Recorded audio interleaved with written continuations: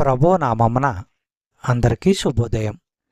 ఈరోజు దేవుని వాగ్దానము ఏమనగా, సామెతల గ్రంథము 24వ అధ్యాయము 3-4 వచనములు. జ్ఞానము వలన ఇల్లు కట్టబడును, వివేచన వలన అది స్థిరపరచబడును. తెలివి చేత దాని గదులు విలువగల రమ్యమైన సర్వసంపదలతో నింపబడును.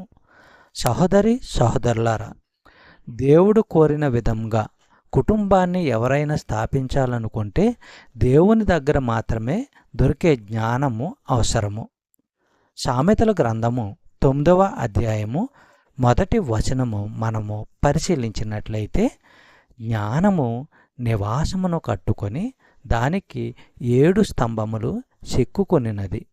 సహోదరి సహోదరులారా, ఈ అధ్యాయము జ్ఞానానికి అవివేకానికి మధ్య ఉన్న బ్రహ్మాండమైన వ్యత్యాసాన్ని వివరిస్తున్నది. ఈ రెండు మనుషుల కోసము ఒకదాన్ని సిద్ధం చేశాయి, మనుషులను ఎలుగెత్తి ఆహ్వానిస్తున్నాయి. అయితే మొదటిది జీవాన్ని, జ్ఞానాన్ని, నీతి న్యాయాలను ఇస్తానని పిలుస్తున్నది.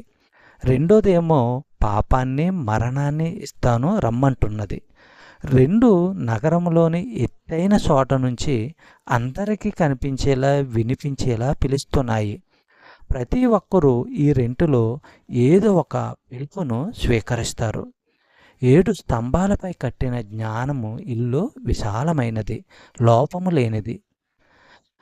బైబిల్లో 7 సంఖ్యను అనగా నెంబర్ 7ను పరిపూర్ణతకు, లోపరాహిత్యానికి గుర్తు. మందబుద్ధి ఉండేది ఒక సామాన్యమైన ఇల్లు, దానిలో పరిపూర్ణత ఎప్పటికీ కనిపించదు. చెప్పబడిన వాగ్దానము దేవుడు దీవించి ఆశీర్వదించునుగాక. ఆమేన్.